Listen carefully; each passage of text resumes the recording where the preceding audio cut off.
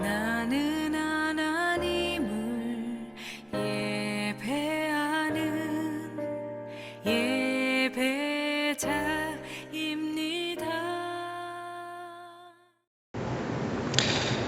할렐루야. 2월의 첫날 첫 시간, 가장 먼저 하나님 앞에 나오신 저와 여러분들에게 하나님의 크신 은혜와 복이 임할 줄로 믿습니다. 여러분, 피자 좋아하세요? 우리 어르신들은 별로 피자 안 좋아하죠. 저도 피자보다는 빈대떡, 부침 이런 게 더 좋은데, 아이들은 아주 피자를 좋아합니다.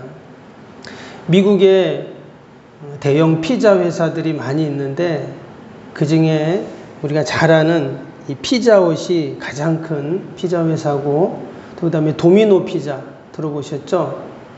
그 다음에 리틀 시저스라는 그런 큰 피자 회사들이 있습니다. 그런데 갑자기 혜성같이 나타난 그러한 피자 회사가 있는데, 파파존스라는 그런 회사입니다. 제가 보니까 포항에도 파파존스가 시내에 보니까 있더라고요. 그 대형 피자 회사들 사이에서 갑자기 그들과 어깨를 나란히 하는 그런 피자 회사가 되었습니다. 이 피자 회사는 존 슈나터라고 하는 36살에 피자집 아르바이트를 하던 젊은 청년이 창업한 그런 피자 회사인데요. 그냥 조그만 시골에 그런 가게에서 시작했던 그냥 피자집인데, 10년 만에 1000개의 매장을 갖고 지금은 45개국에 5000개 이상의 매장을 갖고 있는 대형 피자 회사가 되었습니다. 그리고 매년 2배 이상 성장하는 그런 피자 회사예요. 그래서 사람들이 아니 어떻게 그렇게 급성장할 수 있었냐, 이제 그게 궁금해서 물어보니까 그 사장이 하는 말이, 피자헛은 맛보다는 다양성을 강조하고, 도미노 피자는 빠른 배달을 강조하고, 리틀 시저스는 싼 값을 강조한다. 그런데 우리는 맛으로 승부한다. 이런 얘기를 했어요. 여러분, 음식은 맛이 제일 중요하잖아요. 그게 기본인데, 이 사람은 좋은 재료로 맛있는 피자를 우리는 제공한다. 이런 이야기를 하면서 했더니 성공을 했다는 거예요. 한마디로 기본에 충실했다라는 거죠. 근데 여러분, 우리의 신앙도 돌아보면 마찬가지죠. 우리 개신교회는 개혁교회라는 말인데요. 옛날 그 가톨릭 구교에 맞서서 종교개혁을 일으켰던 우리 믿음의 선배들이 우리는 새로워져야 된다라는 그런 이야기를 하면서 개혁과 또 변화와 갱신을 강조했습니다. 근데 그 종교개혁자들이 우리가 새로워져야 된다라고 하는 그 새로움은 다른 것이 아니죠. 원래의 모습으로 돌아가자는 거거든요. 근데 원래의 모습은 어떤 모습인가? 우리가 주일날 그 낮예배 때도 말씀을 같이 나누었지만 바로 초대교회의 모습이거든요. 그래서 겉모습은 변하고 또 부수적인 것들이 아무리 변해도 소용이 없고, 그 초대교회의 모습으로 우리가 돌아가면 그것이 새로움이고, 그것이 바로 또 참된 개혁이다라는 것입니다. 그 순수했던 모습, 성령 충만함으로 그 열정으로 기도하고 찬양하고 예배드렸던 그 초대교회의 모습으로 우리가 돌아가면 그것이 참된 새로움이다라는 것입니다. 2월 한 달도 우리가 늘 주님 앞에서 새로워지고, 또 하나님이 기뻐하시는 그런 우리 교회, 또 우리 성도의 모습이 되어야 할 줄로 믿습니다. 오늘 본문에는 자신의 삶 가운데 위기를 만난, 그래서 그 신앙과 믿음이 새로워진 한 신앙인이 나옵니다. 우리가 잘 아는 야곱이죠. 야곱은 팥죽 한 그릇으로 장자의 명분을 형에게 사고 아버지를 속이고 그 장자의 축복권을 받아내서 집에서 나와 이제 외삼촌 집으로 가게 됩니다. 그 타향에서 무려 20년을 살다가 이제 다시 고향으로 이제 돌아오게 되죠. 창세기 28장에 보면 그가 집을 나왔을 때 이제 광야에서 노숙을 하잖아요. 근데 그곳이 어디였냐면 오늘 말씀에 보면 나오는 이 베델이라는 곳입니다. 그는 거기서 하나님을 만나게 되죠. 그 밤에 하나님께서 나타나셔서 그에게 말씀하시고 또한 그가 하나님 앞에 소원하는 그런 내용이 나옵니다. 그때 하나님께 그가 어떤 소원을 했냐면, 하나님, 제가 무사히 다시금 이 고향 땅에 돌아오게 되면 그때 제가 이곳에 제단을 쌓고 또 기름을 붓고 또 하나님께 10의 1조를 드리고 이런 소원을 하죠. 거룩한 소원과 그는 결단을 하고 결국 외삼촌 집에 가서 무사히 20년을 지내다가 이제 고국으로 고향으로 돌아오게 됩니다. 그래서 고향에 돌아와서 그가 이제 살다 보니 그 옛날 20년 전에 그 베델에서 하나님과 약속했던 그 소원을 그는 잊어버린 채 삽니다. 세겜이라는 곳, 그 옆에 숫곳이라는 곳에서 그가 장막을 치고 밭도 사고 열심히 살아가죠. 어느덧 야곱은 세상 재미에 푹 빠져 살고 있었습니다. 그리고 점점 하나님께 드렸던 소원과 결심을 잊어버리게 되죠. 근데 바로 그때 그 인생에 풍랑이 일어나게 됩니다. 바로 앞에 34장에 보면 어떤 일이 일어나냐면 그의 하나밖에 없는 딸 디나가 세겜 땅 추장의 아들에게 몹쓸 짓을 당하게 됩니다. 그는 그 뼈아픈 사건을 경험하면서 다시금 하나님을 찾게 되고 하나님의 음성을 듣게 됩니다. 그것이 바로 오늘 35장 1절의 말씀이에요. 우리 1절 말씀을 다시 한번 보시면, 하나님이 야곱에게 이르시되 일어나 베델로 올라가서 거기 거주하며 내가 내 형 에서의 낯을 피하여 도망하던 때에 내게 나타났던 하나님께 거기서 제단을 쌓으라 하신지라. 여기에 보면 하나님이 야곱에게 이르시되 그랬죠. 즉 하나님이 야곱에게 말씀하셨다, 이런 말씀이에요. 한동안 안 들리던 하나님의 음성이 들리기 시작한 것입니다. 사실 하나님은 늘 야곱에게 말씀하셨죠. 그러나 그는 세상 재미에 푹 빠져 살다가 그 하나님의 말씀이 안 들린 것입니다. 어려움이 생기고 위기에 처하니 하나님을 찾게 되고 하나님의 음성을 듣게 된 것입니다. 또 한 가지는 하나님이 그에게 뭐라고 했냐면 베델로 올라가서 거기에 거주하며, 이런 말씀이 나와요. 지금 그가 거주하는 곳은 베델이 아니라는 말이겠죠. 세겜이라는 땅에 그는 살고 있습니다. 근데 하나님께서는 베델로 가서 거기에 거주하라, 이렇게 말씀을 하세요. 그리고 야곱의 인생은 베델로부터 시작돼서 사실 베델로 끝난다고 해도 과언이 아닙니다. 20년 전에 그 베델에서 하나님을 만나 그의 인생이, 그의 삶이 사실 변했거든요. 거기서 하나님의 음성을 듣고 또 하나님과 언약을 맺고 또 하나님께 서원을 하고, 그 자리가 바로 첫사랑의 자리고 하나님과의 첫사랑의 자리고 예배의 자리였어요. 근데 그가 지금 그곳을 떠나서 세겜에 살고 있는 겁니다. 그러니까 하나님께서는 베델로 가서 거기 가서 살아야 된다는 거예요. 즉 너는 하나님 품에 있어야지 다른 데서 살면 안 된다는 거예요. 세상에 가서 있으면 안 된다는 거예요. 늘 하나님 품에 있고 하나님 말씀 가운데 있고 하나님의 보호하신 가운데 있어야지 왜 베델을 떠나 세겜에 있냐는 거죠. 그럼 베델이라는 뜻이 뭡니까? 하나님의 집이라는 뜻이거든요. 벳이라는 말은 집이라는 뜻이고 엘은 하나님인데 하나님의 집에 가서 거주하라. 여러분 2월 한 달도 저와 여러분이 늘 베델에 거할 수 있기를 바랍니다. 우리 성도들이 있어야 할 곳은 베델이죠. 다른 곳이 아닙니다.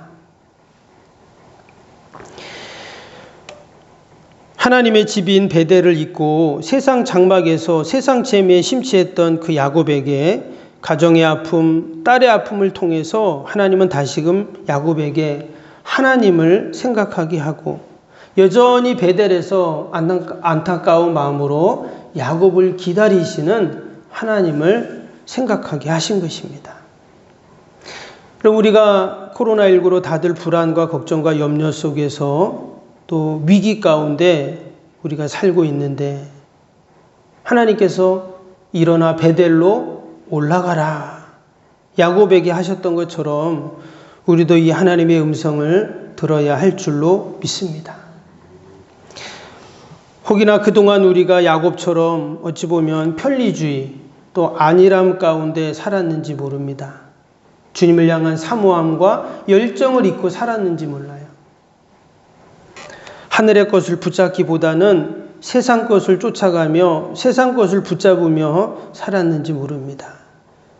그래서 하나님께서는 그 옛날 뜨겁게 하나님을 만났던 그 베델을 생각하며 그 첫사랑을 생각하며 예배의 초소로 돌아가라 이렇게 지금 야곱에게 말씀하시는 거죠.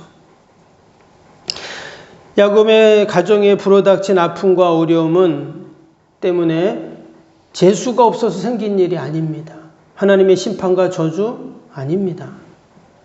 그것은 하나님을 기억하게 하시는 하나님의 은총의 사건이었고 또 하나님의 소원을 다시금 갚으라고 하시는 하나님의 뜻이었는 줄로 믿습니다. 하나님은 늘 합력하여 선을 이루시죠. 어떤 사람이 등산을 하다가 한참 오르다가 건너편 산을 보니까 입간판 큰 게 이렇게 보이는 거예요. 그래서 보니까 거기 뭐라고 써 있는데 뭐라고 써 있나 자세히 이렇게 보니까 이렇게 써 있었어요. 심조불산 호보연자 수군용인이라 이렇게 써 있는 거예요. 저게 도대체 뭔 말이지? 그래갖고 지나가는 사람한테 물어봤답니다. 저게 도대체 뭔 말이에요? 심조불산 호보연자 수군인용. 그랬더니 그 사람이 한참 옆에 그 이야기 보더니 웃으면서 이렇게 말했답니다. 저 심조불산은 산불조심이고 호보연자는 자연보호고 수군인용은 용인군수입니다. 무슨 말이에요? 입간판을 거꾸로 읽은 거죠. 이렇게 읽어야 되는데 이렇게 읽은 거예요. 무슨 말이냐면 우리가 어떻게 보고 해석하냐에 따라 달라진다는 거예요.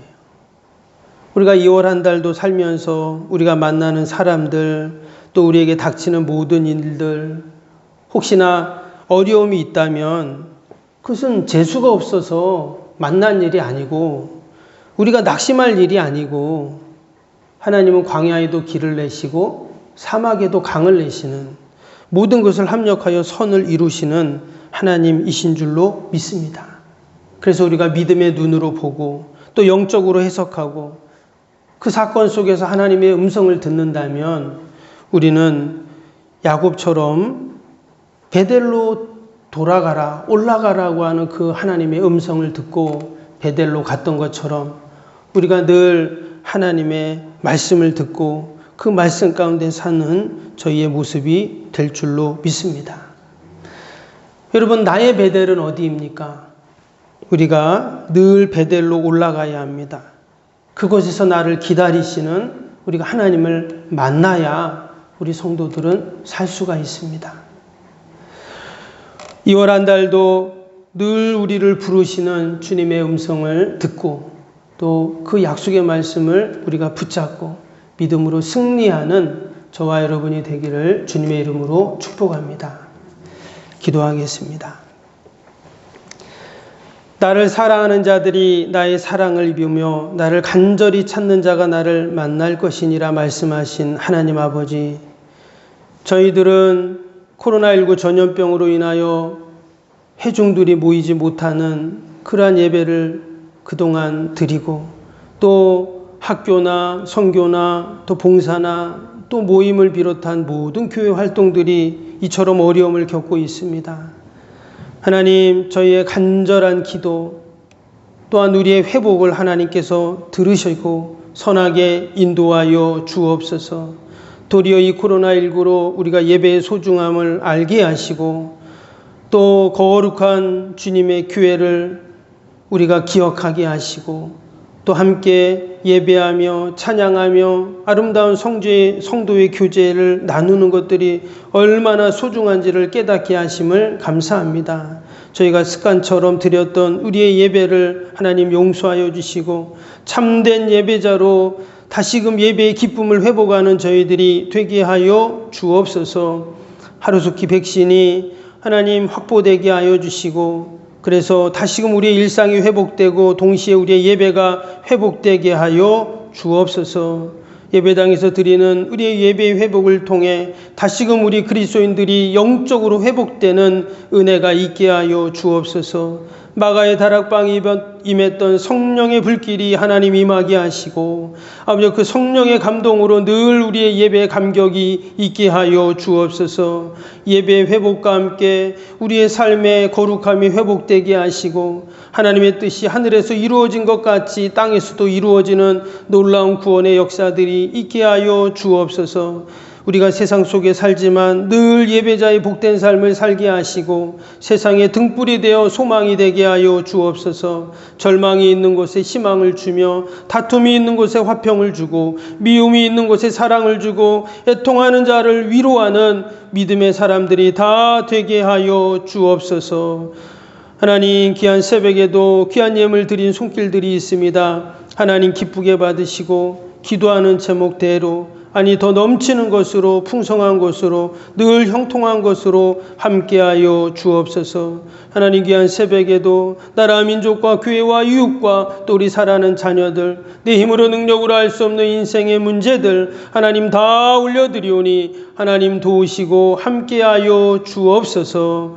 감사하며 예수님의 이름으로 기도하옵나이다. 아멘. 하늘에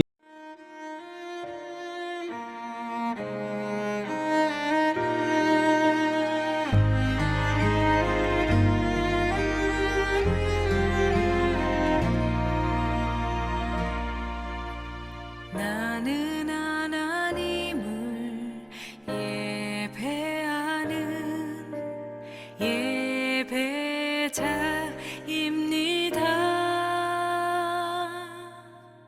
내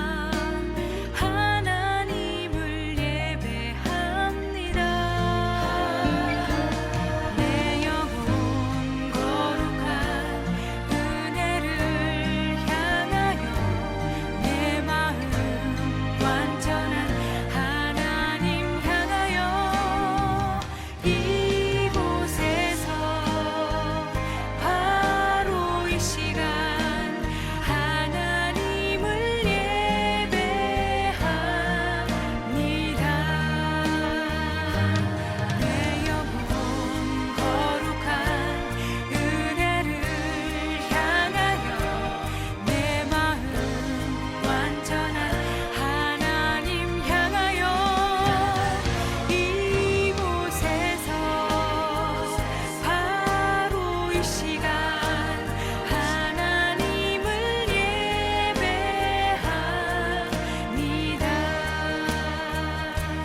내 영혼 거룩한 은혜를 향하여 내 마음 완전한 하나님 향하여 이곳에서 바로 이 시간 하나님을 예배합니다.